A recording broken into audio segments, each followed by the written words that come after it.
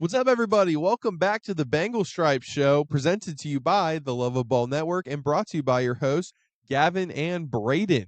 This is the first episode since the live show, and shit, or excuse my language, but I think the live show went absolutely phenomenal. The guests were great. Lance, awesome. Tyson, awesome. Everybody loves everybody. We got pictures, we got everything. Check those out if you haven't seen them already on YouTube and Spotify. If you're on YouTube right now, go to Spotify, check it out. If you're on Spotify right now, go to YouTube and check it out. Help us out. And what did you get that from that interview, Braden? I had a really good time, to be honest with you. I think everybody was very intrigued with both people's stories. I think Lance had a great story. I think Tyson had a great story. I personally enjoyed when they both were back there golfing for the first time. Yeah. It was really funny. Yeah, we got these guys warmed up to us by just talking to them and having them golf in the private bay. And man, these guys are just awesome. They really took time out of their day, and we really appreciate them for coming out. And Tyson's letting us use his family, friends and family practice access. It's like family access. Yeah, So, it's like awesome. family pass. So yeah, awesome guy, and we really appreciate it. And I think we're definitely going to do more. We have a decent amount of guys that we're either talking to or in the process of talking to, trying to get them lined up. And we'll see what we can do for y'all. It was a good showing. I don't know if we'll have the hot dog guy back. Um, those hot dogs smacked. I will say they were very, very good hot dogs. But I don't know if he'll want to do that again, just because I don't think he got the business he wanted. Yeah, well, I mean, there's always gonna be some type of food there for sure. Uh, Even though it may not be the hot dog, it could be another stand. It could be even ice cream, anything really. Um, but if you didn't go, you missed out. 1,000% you missed out. Everybody who we talked to said that they had a great time. We asked for honest opinions, and everybody said they had a great time. And actually, everybody was sending pictures and videos to the friends showing them how much they missed out. Yeah, and there will be more. And honestly, the videos don't do it justice. I'm a little disappointed on how the videos and audio turned out for you guys that weren't able to make it. But we're working every day to try and get that improved and really just increase the quality of everything, so everyone has a better time. And yeah, we'll figure it out. Yeah, I mean, it just comes with Um, time. It was our first live show, so and that is nothing official about the hot dog guy. That is just me assuming. I just got the vibe when I talked to him. He just seemed a little disappointed. So I love to have him back. Like I said, those hot dogs were so good. Did you have one? Did you end up having one? I did not. But everybody who I talked to had really great reviews for him. Yeah, Harley dogs. We'd love to have you back. And hey, if he ends up coming back, which obviously we're hopeful, you guys better go buy a hot dog. They're $3. That's it, and it's phenomenal. All right, let's go. Let's go sell him out. Let's go make sure he gets his time. All right, let's kind of hop right into it. Yeah, let's do it. Let's talk about training camp. So obviously training camp's been going on. We had a lot of, I want to say, drama, just typical training camp stuff. Not as much drama as Steelers, Chiefs, or Texans, um, who's had some breakout fights. Our drama just resides in internally, in terms of positional battles or minor injuries here or there, or the quarterback play, which I kind of wanted to start with. Joe Burrow looks good. He looks like the old Joe Burrow, the new Joe Burrow, Slim Shiesty. Hasn't thrown an interception yet, and all of it. Right? Yeah, that's even true today. In his 7-on-7s and 11-on-11s, he is yet to throw an interception. Knock on wood. Uh, he is looking fantastic. Obviously, if you talk to Joe, he's going to tell you he feels good, but he's not where he wants to be. And that's not knocking that he feels that he's not ready to play. But what he's saying is he wants to add more. He did say that he feels that he's putting an extreme loft he's having extreme strength on the ball, on deep balls rather than when he used to. He said that he used to miss a lot. I don't know how to put it, like miss behind the guy. He said he's starting to miss over the guy. It's good because we want these guys in the position to where only they can get it. I'd rather an overthrow than an underthrow every day of the week. So and I know there's that clip of T Higgins going viral of Joe Burrow overthrowing T, but that was when there's no pads. You're not really supposed to extend your body a ton. If it's not easy to grab, don't grab it. And he slowed down. He started jogging. He could have easily caught that ball. Um, Yeah, and uh, and I good. just think people overreact to the littlest of things, and I think we're scary, man. I really love our team. Yeah, we're really deep in every spot. I mean, I'm just sitting here watching guys that we collectively had lower on our depth chart that we had when we predicted the 53 man. Um, higher now. Um, Yeah, when we Charlie want to give Jones. it. That's what I was about to say. I want to give out the shout out to our guy Charlie Jones, and I'll let you get into that. Yeah, Charlie Jones has been absolutely phenomenal. He seems to have really put in that work this season in his route running and his not. I don't want to say athletic ability because he's always been a pretty athletic guy, obviously. But like this dude's going up for jump ball. He's got glue hands. His routes look crisp. Unfortunately, when playing against the best DB in all of football, number 30, 39 out there, it's kind of tough to get open. But yeah, he's looked absolutely great, and I think he has potential to be wide receiver 4. Yeah, for sure. And also, I see a lot of guys on Twitter forget that Trenton Irwin still exists. Yeah, that guy's going to be the most reliable guy on the field. He's going to be your TB type. He's not going to make a crazy play. He's not going to go over the top of somebody and absolutely moss them. Um, but man, he's just going to be out there. He's going to be old reliable, and that's what I love about him. Um, and I really haven't got to see Trent Irwin get the shots to go deep for deep balls. So that this is just me guessing, but he is always Mr. Reliable. He always seems to find a hole in the defense and catch the ball when it's thrown to him, and I absolutely love that. Yeah, for sure. And Trenton, I mean, seems like an awesome guy to talk to as well. I mean, Trenton, hey, if you're listening, we're always open for you, buddy. Um, Yeah, we'd love to have you on. yeah, I really think this team this could be the year. Um, with all of our young guys looking promising, let's kind of go into that. Let's talk about our boy. Well, I don't want to say our boy because we haven't officially claimed him yet. But Amarius Mims, I was super high on him coming out of the draft. This dude looks like a stud. I've watched a lot of clips. I've watched a lot of stuff, and I don't see him getting beat bad. Like occasionally he'll get a little beat. Every tackle is prone to letting a guy slip by or a successful bull rush move. I mean, if not, we'd have to look at the D end really, and the lack thereof if he's no one's getting through Mims. But he's holding his own against Trey, Miles, Sam, Cam, any of these elite edge rushers with different skill sets. Amarius is staying balanced, and he's huge and he's powerful, and it has potential to be steal of the draft. Yeah, I would agree. I don't know if you saw that picture or not that the Bengals posted, but Yeah, you can see Miles bull rushing Amarius, and it just looks like he's plain Jane. And like Miles has got his head and Amarius's chest, and he's just a trucking through. And I eat that up. I love it. I think that's great because we needed a guy like Amarius to do that. To be honest with you, it felt like a lot of the times Jonah Williams, if he got his feet set and his hands ready, he had the ability to be like an outstanding tackle. However, um, Amarius Mims has the recovery speed that it looks like he literally can recover so quickly. So maybe if they beat him on the first step, he can still recover quickly enough to just use his big body and just be great. yeah, and we have all this to say because Trent Brown hasn't been there to take the first team snaps, which we talked about this when we signed Trent Brown, or when just evaluating Trent Brown in general, is his injury history and his motivation his history. Obviously, I'm sure he's motivated to play right now.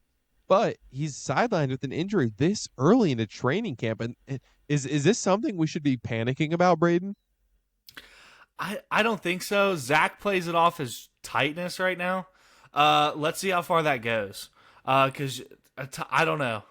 I think they're trying to be a little bit more proactive with Trent Brown, but then you also have to think. And so Zach Taylor is quoted saying it's just tightness, and it's another veteran that they can um, kind of go in and give him more time to get ready, or give him less time to get ready because he knows what it takes.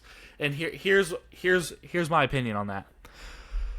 It's not something to worry about right now, but if this continues for another week, 2 weeks, then yeah, it is something to worry about because tightness should not take that long. And then Trent Brown also or the Bengals have the fallback that Trent Brown doesn't have to be there, right?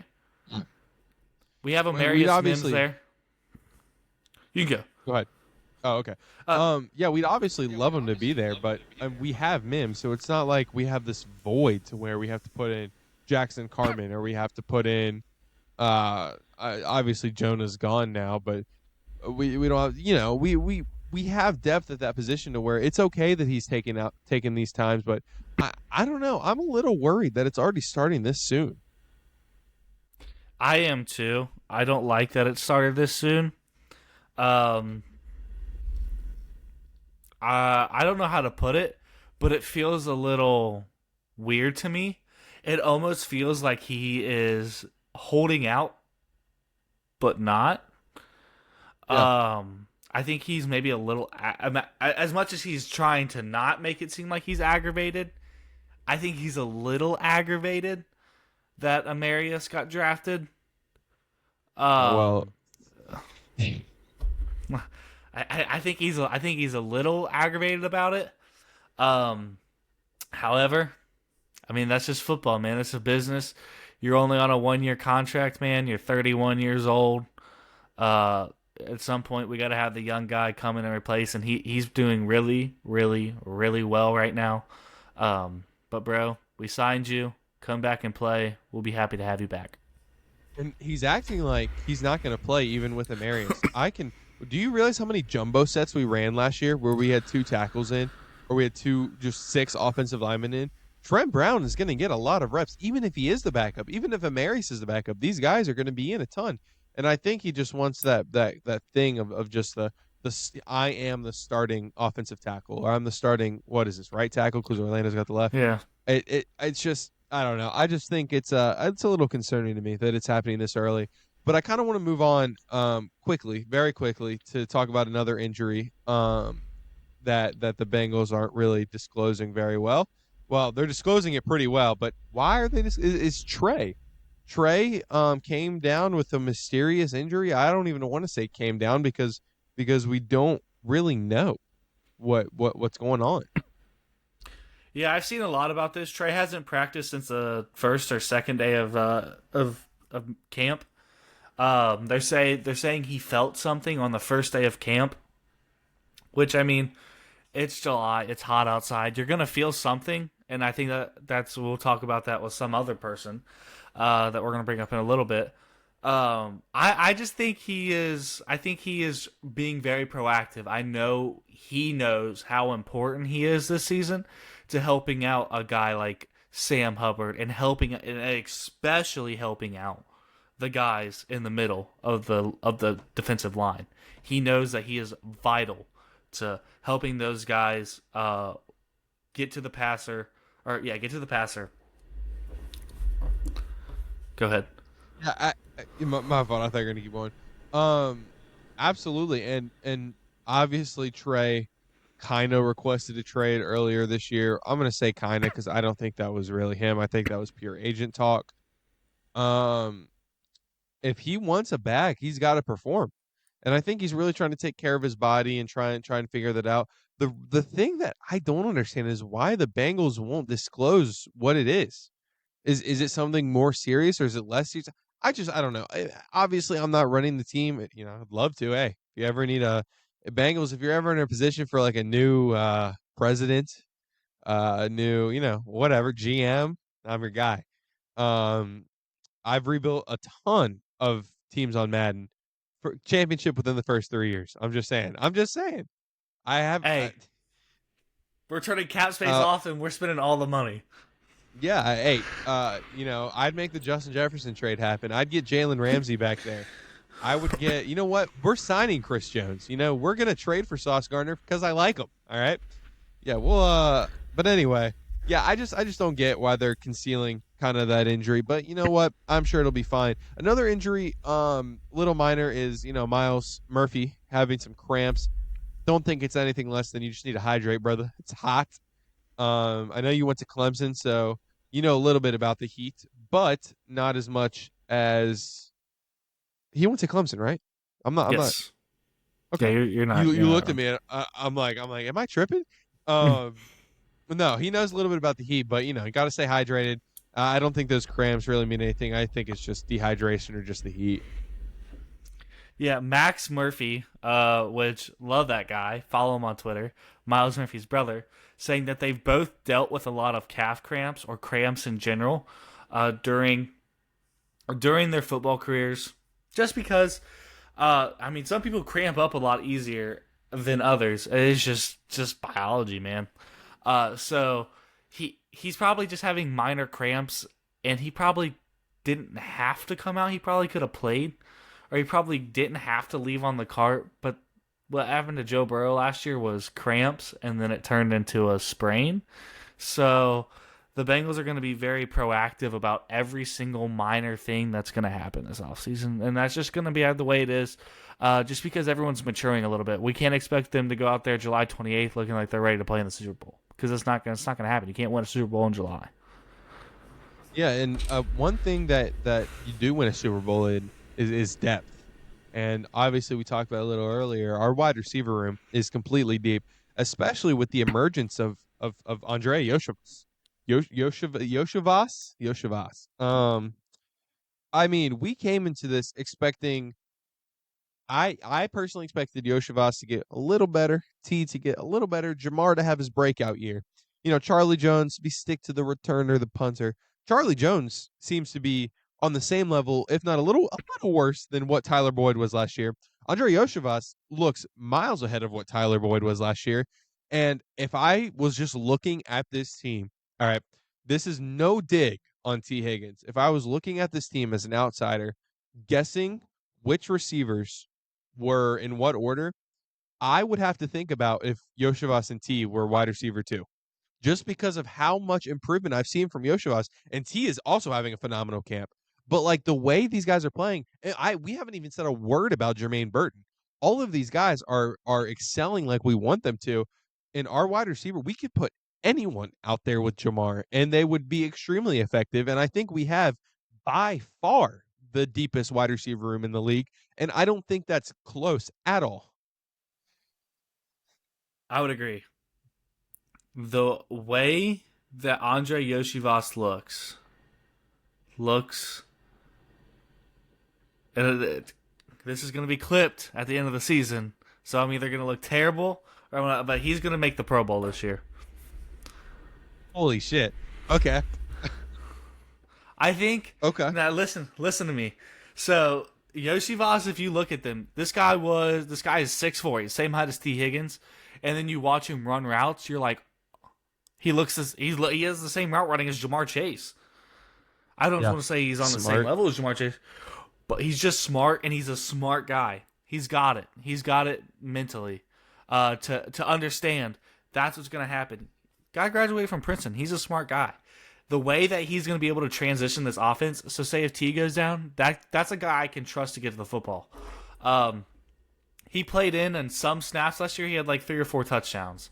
Guy's an animal in the end zone. I expect him to put up big numbers next season and be maybe not play in the Pro Bowl, but maybe be an alternate in the Pro Bowl. That is a crazy take. Our wide receiver 3 making the Pro Bowl. Does that mean he's making it over T and or Jamar? No, I think Jamar and Yoshivas make it. So here's my thing with T. T's got to be a little bit more consistent for me. I love T. T is one of my favorite players on the entire team. I love T. I have his jersey. I have multiple things of T's collective wise.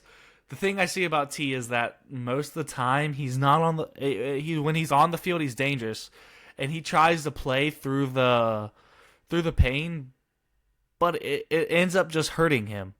He's played with that rib injury. He's played with different injuries his entire career, and he just needs that 1 year to just have a breakout season. And I don't know with how much has gone on and how much he held out is going to affect him. Honestly, I would agree with your take if we were 1 year removed. If if T was traded, second round, first round pick to Green Bay, New England. If Andre was wide receiver too, I think I'd buy that stock, but I wouldn't go that far. I think Pro Bowl's a little ambitious, but you know what? I see the vision. Speaking of a mini T Higgins, I say mini as if they're any shorter, but in terms of skill, Hakeem Butler, we signed 6'5" wide receiver out of the UFL, ended up winning what? Was he Offensive Player of the Year? Oh boy. Yeah. So looks good out there. Good hands, good jump balls. I saw a little struggles in the route, but when you're 6'5", I get it. I get it. To me, he's a tight end hybrid. Yeah. He's a Kaseki like guy. He's not going to go in there. I think honestly, he's going to be a tight end hybrid. And I'm not sure why we brought him in. I'm glad to have him. Yeah. I'm not sure why we brought him in, but I'm so stoked to have this guy. And you know what? If he doesn't make the roster and he's a practice squad guy, I'll have that guy on my practice squad 10 out of 10 times. Oh, absolutely. He's a perfect guy to have there. And honestly, it's making me sad because we're like too deep. Our team is too good. It's gonna make me upset when we end up making those cuts. Because do you know how many people do we have on the active roster right now? How many people do we need to cut? 80. We have 80 something. Let me. Oh, we need to cut Ooh. 30 people. How many people do the Bengals have on the? Do the Bengals? Yeah, so it's not gonna be an easy one that we're gonna have to let go of some players. But then you also have to think we have a practice squad. So I think But the 22 practice guys, squad's what, only 24 guys. Yeah, 24. So How I many mean, yeah, people- we really only have to let go 6 or 7. Yeah, active roster. Okay. Well, I do think I- ESPN has their predictions for it. And I Yes. didn't see Hakeem making it. Lance was making it. Tyson was making it. shout out Who our else? guys right there. Yeah, shout out our guys. I don't know how many people are on the roster, and I'm not going to take the time to count. But we're going to go in there. We're going to say 84. We're going to say 84 people. They have 84 people. They really only have to cut 10. So let's see how many people were on a practice squad though, because I'm actually interested in that. Yeah, dude. Well, I think it's in the 20s. I think it's a low amount. Yeah, it can't be a lot. 6. Oh my God, 16 players. 16. Holy cow. Okay, so we have to cut 20, about around 20. See that I don't like that because to be honest with you, you have how do you go against a practice squad defense if you only have 16 guys? Practice and how does defense go against practice squad offense? I guess I just go against the second and third strings. That kind of counts as the practice squad. Yeah, that's true. But anyway, let's kind of move on to some guys that are going to be I hope cut are some of these punters. We have 4 active punters on the roster. We have McNamara, we have Brad Robbins, we have the guy we just signed, and then we have Joe Burrow. So who That's fun. So who do we think's going to get that job? Joe Burrow. My sweet prince Joe Burrow. No, I'm just kidding. Joe B actually did look like he was the emergency punter, which I'm okay with that. But this guy Ryan that we just got from I think BYU. Wow, Yes, yes. wow. Can I just say that he had a phenomenal practice the other day? I mean, he came out there and he was hitting boomers. He was hitting them where he wanted it. I was like, wow. Brad, Austin, step up your game. Yeah, we keep signing these punters that were like, wow, this guy's really good. Austin McNamara, longest punt in college football history. He's barely competing with Brad. Brad's in front of him. Well, why are we struggling to find a punter after Kevin Huber? All right, Maybe we it's just really need to go making me. back to our roots. Kevin Huber is a Cincinnati Bearcat, Cincinnati Bengal. Maybe we just need to get a guy straight out of the University of Cincinnati. You know what's crazy? I just rebuilt Cincinnati in college football. They have two punters that are brothers, and they're the two of the top 5 players on the team. Well, But you know where to yeah, go, Cincinnati. You know yeah, where to there we go. go. Stick to your roots. Stick to your They're roots. they're both sophomores, so we got one more year until they're Okay, eligible. well, one more year, then we're gonna do it. We're gonna pull it. So we talked about the Both of them. receivers. Oh, that'd be tough. So we talked about the receivers, right? And we talked about T. Higgins needs to stay on the field. T. Higgins seems to be all in on the Bengals this year. And I'm talking, he is completely ready to go out there and play for his next year's contract. He's ready. He's first in all the drills. He's helping other people out. He's not being a distraction. He's being everything you want T. Higgins to be. And I love that out of him. Because he could definitely go in there and he could be a diva and he could be like, oh, I don't want to practice that hard. I'll just mosey around and maybe he goes, I know you're not going to bench me, so go ahead and I'm just going to mosey around. He's not. He's going out there. He's first in every drill. He's going out there. I don't know if you saw that, but him and Dax Hill or DJ Turner had a very physical rep that he won. So he could go out there and just mosey around during those, but he's not. He's being extremely physical, and I love it. Yeah, he's really earning that next contract wherever it may be. He's not going to sit this one out and just hope his name carries him to that next contract. He wants to earn it. He wants to get the production on the field, and he really wants to show that he is all in. And I commend him for that. Even if he's not a Bengal next year, I'll always be a T. Higgins fan, honestly, for what he's brought to this city and everything. I think he's a good guy, and I wish nothing but the best for him. Now, you talked about DJ Turner and Dax Hill, which it was Dax Hill on that rep if we're talking about the same one. Dax has been a Yeah. little disappointing to me. I'm not saying he's been awful, but I really expected a lot more based on what I've heard. I, you know what? I'm gonna disagree. To be honest, I didn't Really? expect much out of Dax Hill. I didn't expect much out of him. I expected, it, I expected not rough. I expected the transition to not go as smoothly. I think he's still trying to play. He's trying to relearn corner. Let's put it like that. He's trying to learn how to play corner, right? So if we really put all of our thoughts into this, so there's this philosophy in football, right? That guys who play back can't move forward. Or actually, guys that play up can't move backwards, right? So this should be an easier transition for him, but that doesn't mean that it's easy to switch from that safety to roll. So it's like, so here's how I think of it. You can't take a defensive, like a left outside linebacker, right? That's going to rush the passer. You can't go in and put him in a middle linebacker position. It's not gonna go over smoothly.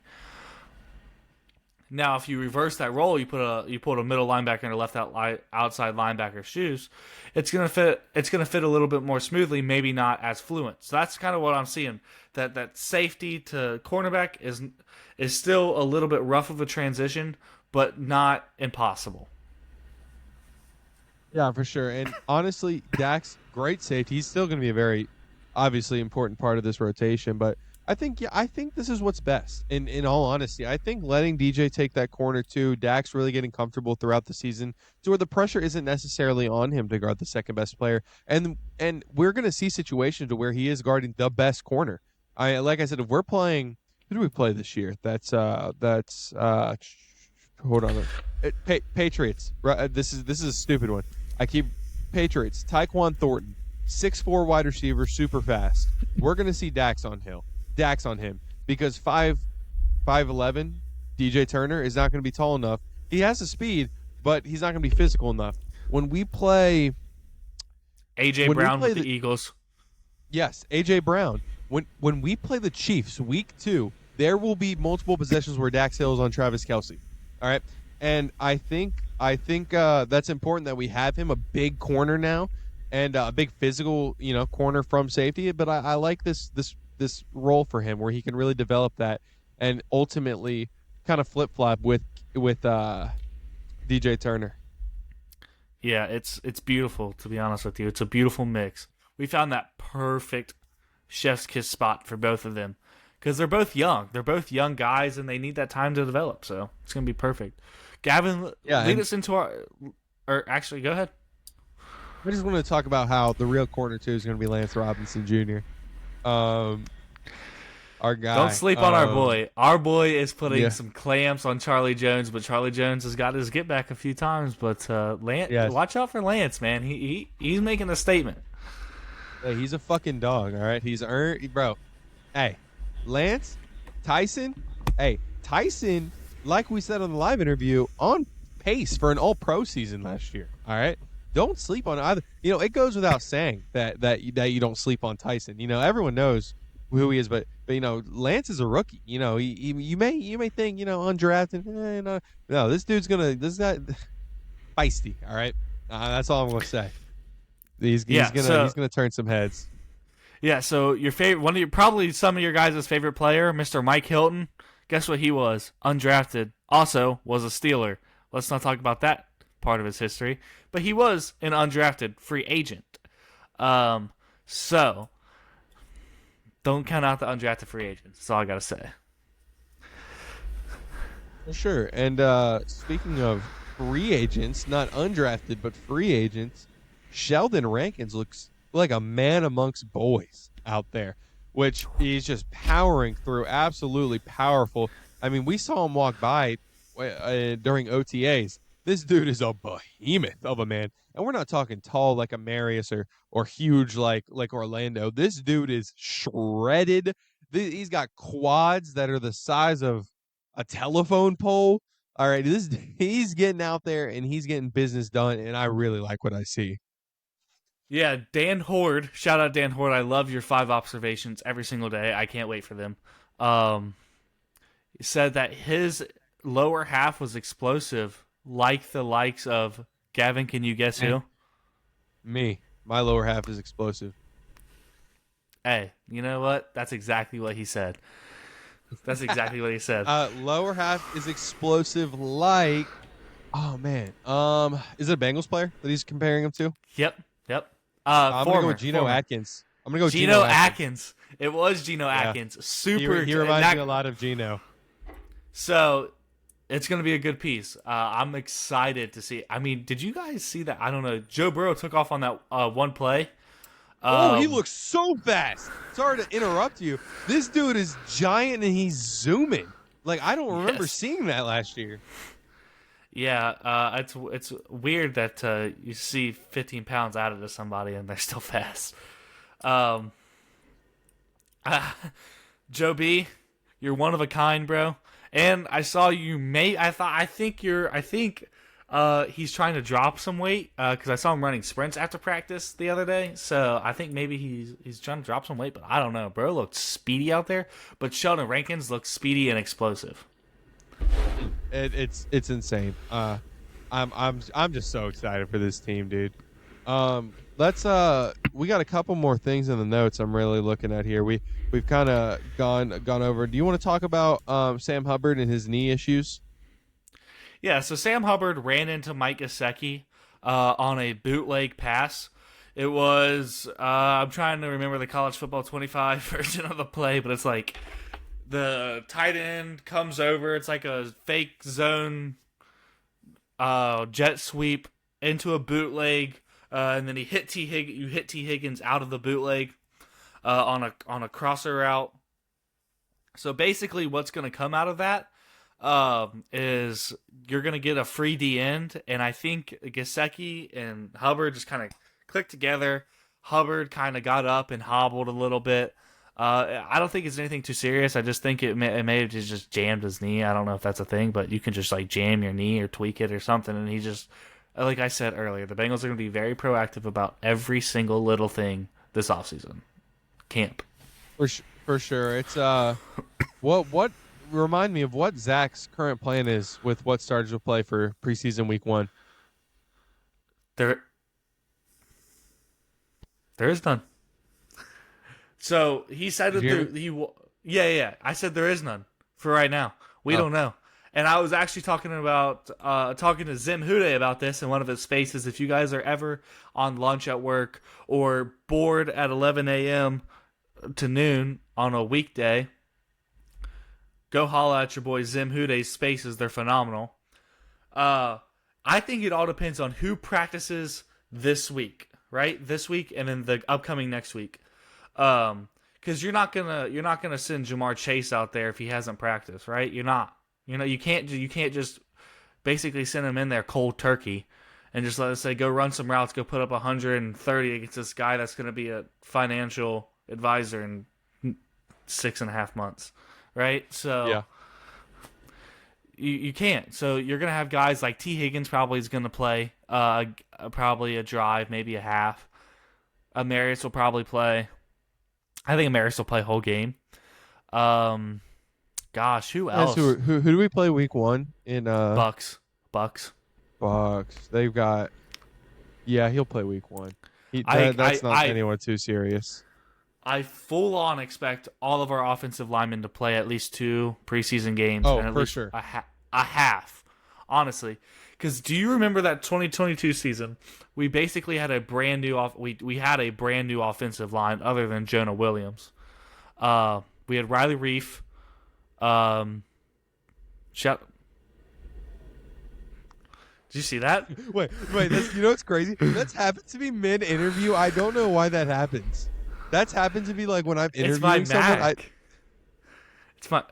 It's my MacBook. Because that happened to that happened to Trevor Inslee. Hey, if you guys want to know about the only receiver to ever hit 2,000 yards in the season at any level of football, head over to the For the Lob podcast where I interviewed him. Anyway, shameless plug.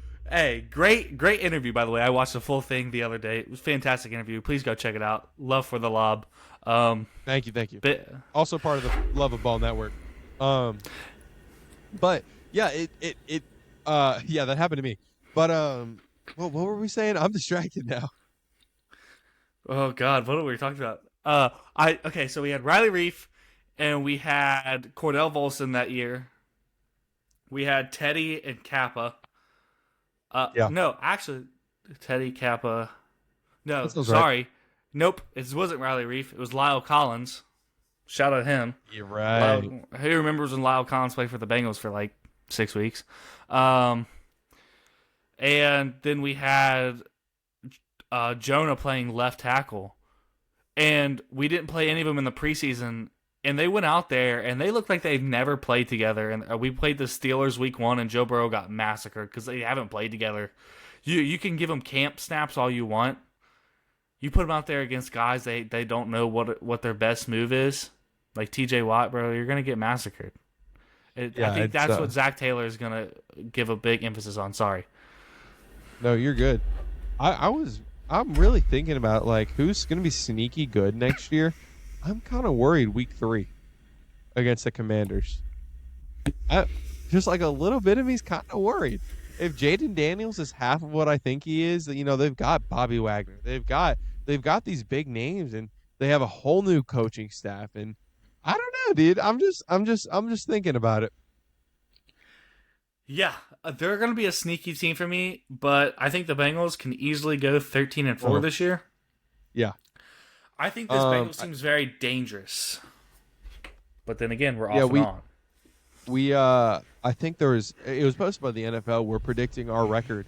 They had our floor at 9-8 and our ceiling at 13-4, and overall put us at 11-6, which is right in the middle. So, That's pretty good, man. I'll take that. That's at least a 2 or 3 seed. take that. I want the playoffs to go through the jungle this year because if you've ever gone to a Bengals game, you know how historically loud the Bengals stadium gets in primetime and playoff game. I remember my seat and my feet were literally shaking in the Hubbard Yard Dash. My Oh, what a good game. Yeah, the whole stadium was literally shaking. Also, who remembers when Marshawn Lynch had that crazy run against the Saints, and there was actually an earthquake because the fans got so loud. Yeah, yeah. You know they built that stadium on purpose. Like, there's like a certain way they built. What's the stadium? Allegiant Stadium. Is that Allegiant Stadium up in No, that's Seattle? no, I don't know what it is. Well, whatever it is, Seahawks. their stadium they built specifically to where like the sound of the fans is like amplified by like times two, so like they really hear it. I just think it's Lumen interesting Field. Lumen, Lumen, Lumen, Lumen, Lumen. Lumen. Okay, Lumen. Well, who is? Well, it doesn't matter. Let's get back to the Bengals. I think we have one more thing, and then we're gonna go ahead and get out of here. No, two more, and they both involve special teams. Chase Brown's back there returning kicks, which shocked me. We've heard from an insider source that there's been a little competition for RB2, behind Zach Moss. So I don't know if like Chase Brown returning kicks, does that make me think he lost that battle? I don't think so personally. But I think RB2 is going to be more split 50. Like we're going to have Zach Moss and RB2 splitting 60-40, then RB2's it's really going to be 60-20-20. Yeah, I'm gonna agree. Our insider source did tell us that there is a battle going on, and I think the way the Bengals have addressed it, they said, why not like every single other thing that we're gonna do this year, we're gonna be by committee. So RB2 is gonna be very situational. Things that Travion's gonna do well is he's gonna be very he's explosive, but he's also a guy that you can put in on third down. He's gonna do his job and he's gonna block. Chase is going to be explosive, but if you have an unblocked guy, I'm afraid that they're going to send him 300 feet. Even Chris Brown could really get out there and do some damage in the passing game, at least. Chris Brown. It's just what? Chris Evans. Chris Evans. My fault. Hey, Chris Brown. Oh man, that's how you know we've been recording for too long. Lastly, I want to touch up on Evan McPherson hitting 50-yarders per usual. Now, this doesn't seem like much, but Evan went, what was his? I don't remember his exact number last year. He missed 5 kicks last year. And all 5 of them were from 50. What'd you say? I thought they were for all the 5 misses were from inside 50. No, I think they're all above 50. Oh yeah, I don't know. But he's really made that a point of focus to really start booting those. So yeah, I think we'll see. I'm not worried about Evan at all. He's a dog. He's the GOAT. Really good at golf that we've learned. He split a ball in half. He's hit it so hard once. Yeah, I think. Do you have anything else you want to talk about in terms of training camp for now? My one last thing, and then we'll completely get off here. There's live tackling already. This is going to be a super quick one. Oh yeah. This will be super quick, but I just think they're going to have simulated practices. There's going to be live tackling there. They're going to play in the preseason. There's going to be live tackling there. You don't want your running back or your receivers to catch a ball and get blown up by some guy who's eager to make the roster. And that be their first hit of the offseason. So, yeah. Let your own guys do it. It's a good process. They'll warm them up to him. I don't think Tyson described Geno Stone as serious. That's a pretty scary thing to describe someone as, who everyone knows really well. And if he's all business, all right, he'll go out there and get a hit if he needs to. All right, I think that's the show for today. That'll wrap us up. coming around the north side of 45 minutes as we end these things, and I think this is a good episode. Like we said, we're working on some more live shows for you guys. If you're on YouTube, go to Spotify. If you're on Spotify, go to YouTube, rate us 5 stars, like it. Whew, I did all that on one breath. Again, presented to you by the For the Lob Network. Go follow my other podcast, General NFL For the Lob, and stay in tune. Follow our Instagram, follow our TikTok, the Bengal Stripes show, and yeah, you'll get all the up to date events and stuff we're doing. Yeah.